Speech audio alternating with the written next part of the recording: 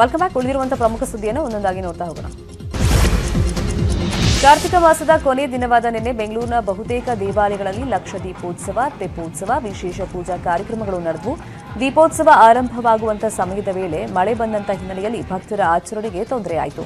ಇನ್ನು ಮಳೆಯ ನಡುವೆಯೂ ಕೆಂಗೇರಿ ಬಳಿ ಇರುವಂತಹ ಬಂಡೇಶ್ವರ ಸ್ವಾಮಿ ದೇವಸ್ಥಾನದಲ್ಲಿ ಭಕ್ತರು ಸಾವಿರಾರು ಸಂಖ್ಯೆಯಲ್ಲಿ ಆಗಮಿಸಿ ದೇವಸ್ಥಾನದ ಕಲ್ಯಾಣಿಯಲ್ಲಿ ದೇವರ ತೆಪ್ಪೋತ್ಸವ ಮಾಡಿ ಲಕ್ಷ ದೀಪೋತ್ಸವ ಆಚರಣೆ ಮಾಡಿದ್ರು.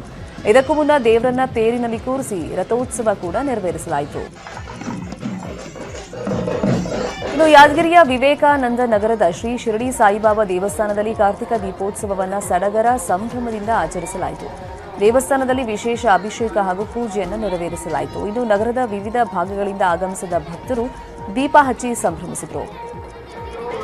ಕೊಪ್ಪಳ ಜಿಲ್ಲೆಯ ಕನಕಗಿರಿಯ ಕನಕಾಚಲ ದೇವಾಲಯದಲ್ಲಿ ಅದ್ದೂರಿಯಾಗಿ ಕಾರ್ತಿಕೋತ್ಸವ ನಡೆಯಿತು. ಭಕ್ತರು ಸಹಸ್ರಾರು ದೀಪ ಹಚ್ಚಿ ಭಕ್ತಿಯ ಇವರು ತಮ್ಮ ಕೃಷಿ ಹೊಂಡದಲ್ಲಿ 2,000 ಮೀನು ಸಾಕಿ ಪ್ರತಿ 6 ತಿಂಗಳಿಗೆ 3 ಲಕ್ಷ ಸಂಪಾದನೆ ಮಾಡ್ತಿದ್ದಾರೆ. ನೀವು ಮಾಡಬೇಕಾ? ಅವರಿಂದ ಕಲಿಬೇಕಾ? ಫ್ರೀಡಮ್ ಆಪ್ ಅನ್ನ ಈಗಲೇ ಡೌನ್ಲೋಡ್ ಮಾಡಿ. ಪರಾಕಾಷ್ಠೆ ಮೆರೆದರು. ದೆಹಲಿಯ ಶ್ರದ್ಧಾ ವಾಕರ್ ಭೀಕರ ಹತ್ಯೆ ಆರೋಪಿ ಅಫ್ತಾಬ್ಗೆ ಮಂಪರು ಪರೀಕ್ಷೆ ನಡೆದಿದೆ. ದೆಹಲಿಯಲ್ಲಿ ಶ್ರದ್ಧಾ ಹತ್ಯೆಗೈದು 35 ಪೀಸ್ ಮಾಡಿದ ಅಫ್ತಾಬ್ ಕೊಲೆ ಬಳಿಕ ಸೆಲ್ಫಿ ವಿಡಿಯೋ ಮಾಡಿದಂತೆ. ಶ್ರದ್ಧಾಳ ದೇಹವನ್ನ 35 ತುಂಡು ಮಾಡುವಾಗಲೂ ಕೆಲವೊಂದು ವಿಡಿಯೋ ಮಾಡಿ ವಿಕೃತಿಯನ್ನ ಮೆರೆದಿದ್ದಾನಂತೆ. ಶ್ರದ್ಧಾ ಬಳಿಕ ಬೇರೆ ಯುವತಿಯರ ಜೊತೆಗೂ ಲೈಂಗಿಕ ಸಂಪರ್ಕ ಬೆಳೆಸಿದ್ದ ಅಫ್ತಾಬ್ ಸಾಕಷ್ಟು ಹೇಳಿಕೆಗಳು ಗೊಂದಲವನ್ನ ಮೂಡಿಸಿವೆ. ಹೀಗಾಗಿ ಮಂಪರು ಪರೀಕ್ಷೆಯನ್ನ ಮಾಡಲಾಗ್ತಾ ಇದೆ. ಈ ಮಧ್ಯೆ 2020ರಲ್ಲೇ ನನ್ನನ್ನ ತುಂಡು ತುಂಡು ಮಾಡ್ತೀನಿ ಅಂತ ಶ್ರದ್ಧಾ ಬರೆದಿದ್ದ ಪತ್ರನೂ ಪೊಲೀಸರ ಕೈ ಸೇರಿದ. ಭೀಕರ ಅಗ್ನಿ ದುರಂತದಲ್ಲಿ 200ಕ್ಕೂ ಹೆಚ್ಚು ಮನೆಗಳು ಸುಟ್ಟು ಭಸ್ಮವಾಗಿರುವಂತಹ ಘಟನೆ ಅಸ್ಸಾಂನಲ್ಲಿ ನಡೆದಿದೆ. ಅಸ್ಸಾಂ ನಾಗಾಲ್ಯಾಂಡ್ ಗಡಿಯ ಲಾಹೋರಿಜಾನ್ ಎಂಬಲ್ಲಿ 200ಕ್ಕೂ ಹೆಚ್ಚು ಮನೆಗಳಿಗೆ ಬೆಂಕಿ ಬಿದ್ದಿದ್ದು ಸಂಪೂರ್ಣವಾಗಿ ನಾಶವಾಗಿದೆ. ಸ್ಥಳಕ್ಕೆ ಹಲವು ಅಗ್ನಿಶಾಮಕ ವಾಹನಗಳು ಆಗಮಿಸಿದ್ದು ಬೆಂಕಿ ನಂದಿಸುವಂತಹ ಕಾರ್ಯ ಪ್ರಗತಿಯಲ್ಲಿತ್ತು. ಚುನಾವಣಾ ಆಯುಕ್ತ ಅರುಣ್ ಗೋಯಲ್ ಅವರ ನೇಮಕಕ್ಕೆ ಸಂಬಂಧಪಟ್ಟ ಕಡತಗಳನ್ನು ತನ್ನೆದುರು ಹಾಜರುಪಡಿಸಿ ಅಂತ ಕೇಂದ್ರ ಸರ್ಕಾರಕ್ಕೆ ಸುಪ್ರೀಂ ಕೋರ್ಟ್ ಸೂಚನೆಯನ್ನ ಕೊಟ್ಟಿದೆ.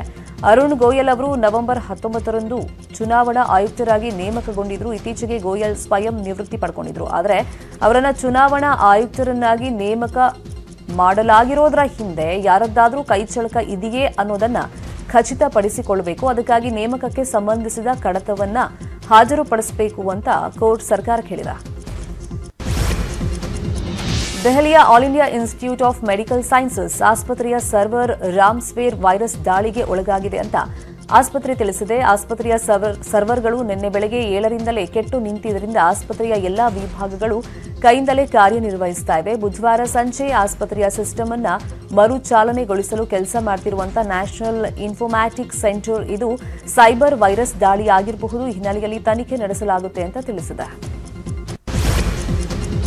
ಬೆಂಗಳೂರಿನ ಕೆಆರ್ ಪುರಂನಲ್ಲಿರುವಂತಹ ಕೇಂಬ್ರಿಡ್ಜ್ ತಾಂತ್ರಿಕ ಮಹಾವಿದ್ಯಾಲಯದಲ್ಲಿ ಪ್ರಥಮ ವರ್ಷದ ಎಂಜಿನಿಯರಿಂಗ್ ವಿದ್ಯಾರ್ಥಿಗಳ ಸ್ವಾಗತ ಸಮಾರಂಭದಲ್ಲಿ ವಿಪಕ್ಷ ನಾಯಕ ಸಿದ್ದರಾಮಯ್ಯ ಪಾಲ್ಗೊಂಡಿದ್ದರು. ಇದೇ ವೇಳೆ ಸಿದ್ದರಾಮಯ್ಯ ಕಾಲೇಜಲ್ಲಿ ನಿರ್ಮಿಸಿರುವಂತಹ ಸುಸಜ್ಜಿತ ಹವಾನಿಯಂತ್ರಿತ 1000 ಆಸನ ಉಳ್ಳ ನೂತನ ಸಭಾಂಗಣವನ್ನು ಉದ್ಘಾಟನೆ ಮಾಡಿದರು. ಈ ವೇಳೆ ಮಾತನಾಡಿದ ಸಿದ್ದರಾಮಯ್ಯ, ಕೇಂಬ್ರಿಡ್ಜ್ ವಿದ್ಯಾಸಂಸ್ಥೆಯು ಸಮಾಜಮುಖಿ ಸಂಸ್ಥೆಯಾಗಿದ್ದು ಅತ್ಯುತ್ತಮ ಆಧುನಿಕ ಶೈಕ್ಷಣಿಕ ಸೌಕರ್ಯಗಳನ್ನು ಹೊಂದಿದೆ ಅಂತ ಹೇಳಿದರು. ಅಲ್ಲದೆ ಶತಮಾನಗಳಿಂದ ಶಿಕ್ಷಣದಿಂದ ವಂಚಿತರಾದವರಿಗೆ ಉತ್ತಮ ಗುಣಮಟ್ಟದ ಶಿಕ್ಷಣ ಸಿಗುವಂತೆ ಆಗಬೇಕು. ಆಗ ಮಾತ್ರ ಸಮಾಜದಲ್ಲಿ ಸಮಾನತೆಯನ್ನ ಕಾಣಲು ಸಾಧ್ಯ ಅಂತ ಹೇಳಿದರು. ಸಮಾರಂಭದಲ್ಲಿ ಕೇಂಬ್ರಿಡ್ಜ್ ವಿದ್ಯಾಸಂಸ್ಥೆಗಳ ಅಧ್ಯಕ್ಷರಾದ ಶ್ರೀ ಡಿಕೆ ಮೋಹನ್, ಹೊಸಕೋಟೆ ಕ್ಷೇತ್ರದ ಶಾಸಕ ಶರತ್ ಬಚ್ಚೇಗೌಡ ಸೇರಿದಂತೆ ವಿದ್ಯಾರ್ಥಿಗಳು, ಪೋಷಕರು, ಬೋಧಕ ಮತ್ತು ಬೋಧಕೇತರ ಸಿಬ್ಬಂದಿ ಇದ್ದರು. ಸಾರ್ವಜನಿಕರಿಗೆ, ಮಕ್ಕಳಿಗೆ ವಿದ್ಯೆ ಕೊಡ್ತಕ್ಕಂಥ ಕೆಲಸ ಬಹಳ ಉತ್ತಮವಾದ ಕೆಲಸ. ಆ ಕೆಲಸ ಮಾಡಬೇಕು ಅಂತೇಳಿ ರಾಜಕೀಯ ಕ್ಷೇತ್ರದಿಂದ ಶಿಕ್ಷಣ ಕ್ಷೇತ್ರಕ್ಕೆ ಕಾಲಿಟ್ಟಿದೆ.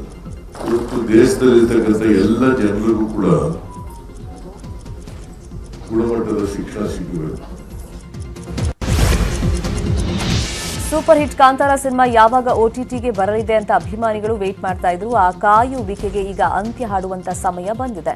ಇಂದಿನಿಂದ ಕಾಂತಾರ ಚಿತ್ರ OTT ಅಂಗಳದಲ್ಲಿ ಪ್ರಸಾರ ಆಗಲಿದೆ. ಈ ಬಗ್ಗೆ ಅಮೆಜಾನ್ ಪ್ರೈಮ್ ವಿಡಿಯೋ ಅಧಿಕೃತವಾಗಿ ಮಾಹಿತಿಯನ್ನ ಶೇರ್ ಮಾಡಿಕೊಂಡಿದೆ. ಚಿತ್ರಮಂದಿರದಲ್ಲಿ ಅಬ್ಬರಿಸಿದ ಕಾಂತಾರ ಸಿನಿಮಾವನ್ನ ಪ್ರೇಕ್ಷಕರು ಮನೆಯಲ್ಲೇ ಕುಳಿತು ಎಂಜಾಯ್ ಮಾಡಬಹುದು. ಈ ಚಿತ್ರದಲ್ಲಿ ರಿಷಬ್ ಶೆಟ್ಟಿ ನಟನೆಗೆ ಎಲ್ಲರಿಂದಲೂ ಮೆಚ್ಚುಗೆ ವ್ಯಕ್ತವಾಗಿದೆ. ಕಾಂತಾರ ಸಿನಿಮಾದ ಕನ್ನಡ, ತಮಿಳು, ಮಲಯಾಳಂ ಹಾಗೂ ತೆಲುಗು ಭಾಷೆಯ OTT ಪ್ರಸಾರ ಹಕ್ಕುಗಳನ್ನು ಅಮೆಜಾನ್ ಪ್ರೈಮ್ ವಿಡಿಯೋ ಪಡ್ಕೊಂಡಿದೆ. ಜಾಲಿ ಧನಂಜಯ್ ಸ್ಯಾಂಡಲ್ವುಡ್ ಅಂಗಳದ ಬಹು ಬೇಡಿಕೆಯ ನಟ. ಆದರೆ ಕೇವಲ ನಟನಾಗಿ ಮಾತ್ರ ಉಳಿಯದೆ ನಿರ್ಮಾಪಕನಾಗಿಯೂ ಡಾಲಿ ಗಮನವನ್ನು ಸೆಳೀತಾ ಇದ್ದಾರೆ. ಡಾಲಿ ಪಿಕ್ಚರ್ಸ್ 3ನೇ ಸಿನಿಮಾ ಟಗರು ಪಲ್ಯ ಅನೌನ್ಸ್ ಆಗಿತ್ತು. ಮೋಷನ್ ಪೋಸ್ಟರ್ ಮೂಲಕ ಸುದ್ದಿಯಾಗಿದ್ದ ಟಗರು ಪಲ್ಯ ಇದೀಗ ಸೆಟ್ಟೇರೋಕೆ ರೆಡಿಯಾಗಿದೆ. ಟಗರು ಪಲ್ಯ ಚಿತ್ರದಲ್ಲಿ ನಾಗಭೂಷಣ್ ಮುಖ್ಯ ಪಾತ್ರದಲ್ಲಿ ನಟಿಸ್ತಾ ಇದ್ದಾರೆ. ಸ್ಯಾಂಡಲ್ವುಡ್ನ ಡೌ ಮಾಸ್ಟರ್ ತಬಲಾ ನಾಣಿಗೆ ಮಾಜಿ ಸಿಎಂ ಸಿದ್ದರಾಮಯ್ಯ ಸಾಥ್ ಕೊಟ್ಟಿದ್ದಾರೆ. ವಿಭಿನ್ನ ಕಥಾಹಂದರ ಹೊಂದಿರುವಂತಹ ಡೌ ಮಾಸ್ಟರ್ ಚಿತ್ರದ ಟ್ರೇಲರ್ ಹಾಗೂ ಹಾಡುಗಳನ್ನು ಲಾಂಚ್ ಮಾಡುವ ಮೂಲಕ ಚಿತ್ರತಂಡಕ್ಕೆ ಮಾಜಿ ಸಿಎಂ ಸಿದ್ದರಾಮಯ್ಯ ಶುಭ ಹಾರೈಸಿದ್ದಾರೆ. ಡೌ ಮಾಸ್ಟರ್ ಚಿತ್ರ ನಾಯಿ ಹಾಗೂ ಮನುಷ್ಯನ ಸಂಬಂಧದ ನಡುವಿನ ಕಥಾಹಂದರ ಹೊಂದಿರುವಂತಹ ಸಿನಿಮಾ ಆಗಿದ್ದು, ರಾಕಿ ಎಂಬ ಹೆಸರಿನ ನಾಯಿ ಈ ಚಿತ್ರದಲ್ಲಿ ಅಭಿನಯಿಸಿದೆ. ತಬಲಾ ನಾಣಿ, ಶಕೀಲಾ ಸೇರಿದಂತೆ ಅನೇಕ ಕಲಾವಿದರು ಈ ಚಿತ್ರದಲ್ಲಿ ನಟಿಸಿದ್ದಾರೆ.